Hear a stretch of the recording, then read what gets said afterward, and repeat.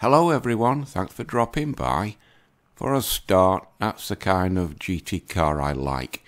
I'm not fond of track-based GT cars like the Porsche GT3, as the suspension is hard and unforgiving, and after a long drive you'll end up stressed. But a car like that and its equivalents around the automotive world is what I would generally go for. I wouldn't have that one in that particular colour, but I like that style. Anyway, as you know, the MGTOW philosophy is extending throughout the Western world in leaps and bounds, and it's also going into the third world, as in Latin America, Southeast Asia and beyond. Now, the percentage of guys that are single are starting to have a dramatic effect on the demographics in specific age groups. So, looking around, I found this. As you can see, it's by a lady called Bella DiPolo. That's her there. And as you can see, it says people who never married, are there more women than men? Now, it generally gives you an idea about what's going on. It says, what we might expect, more women who have never married among the youngest adults. Now this bit is what I'm interested in. It says it turns out there are more lifelong single men and women among people in the 30 to 34 age group, and in every other age group all the way up to 55, 64.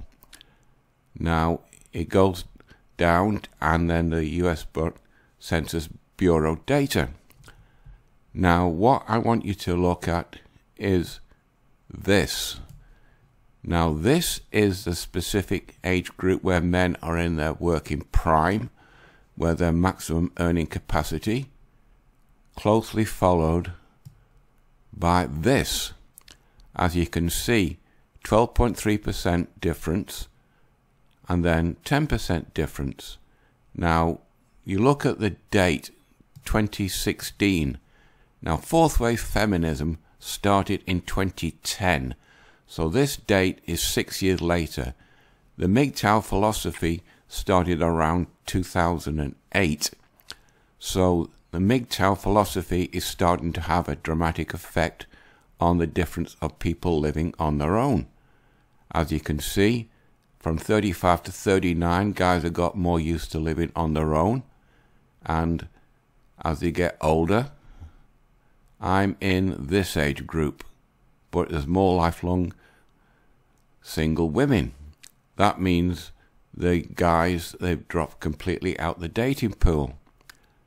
Now it goes down, it says, where is it now? In summary, there are more men than women who have never been married in every age group from 18 to 29-year-olds all the way up to the ages of 55, 64. Only ages at 65 and older, there are more lifelong single women than lifelong single men. If we look at the percentage of all women and men who have never been married, then it's only ages 75 and up, there's a greater percentage of women than all men who have been single all their lives. Well, that was done in 2016.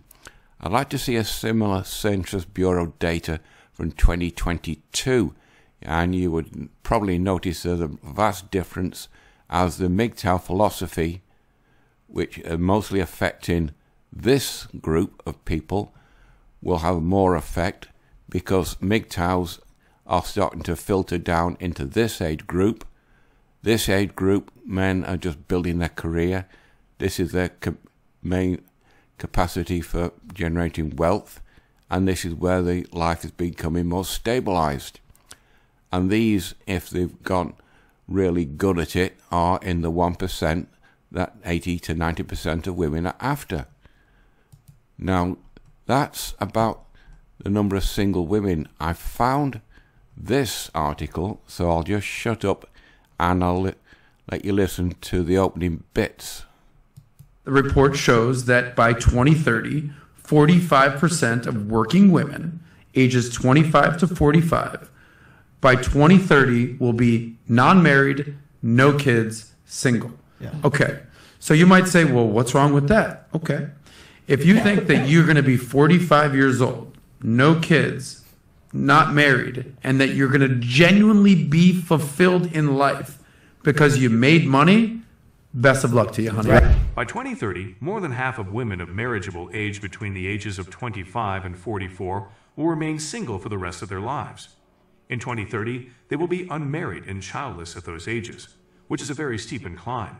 In fact, they are so sure of this that they conducted this research on Morgan Stanley so that their investors will know what to invest in over the next decade. Wow! So they invest in both boxed wine and cash, correct? So we've had bingos like these before.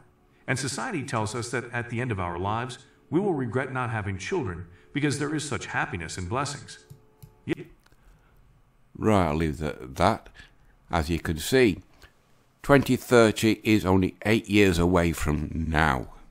Now, if you drop back to this chart, as I said, it would be interesting to see the Census Bureau data from 2030, whether single men have increased from this figure to wherever, but 1,467,000 American men all remain single for the rest of their life, and that's just in one country alone.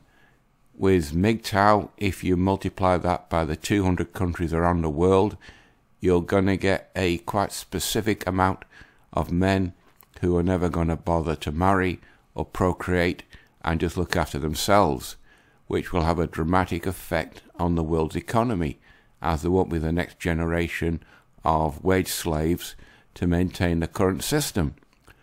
Whether this will affect me is irrelevant because I'm 65 now, and probably in about 30 years from now I'll either be very old or very dead.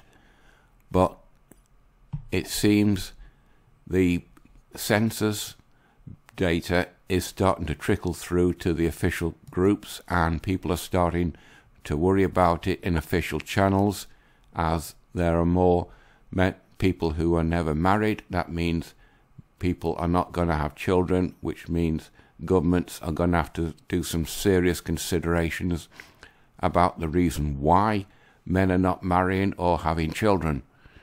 I'll carry on this next week because I found a few more things attached to this, but I think I'll leave it at now because we're probably getting onto the 10-minute mark. So you know the routine, people. Like, dislike, comment, subscribe. Completely up to you. I'll naturally put both links below so you can have a read and listen to that video in total on your own. Right, until next Monday, that's it. Bye-bye.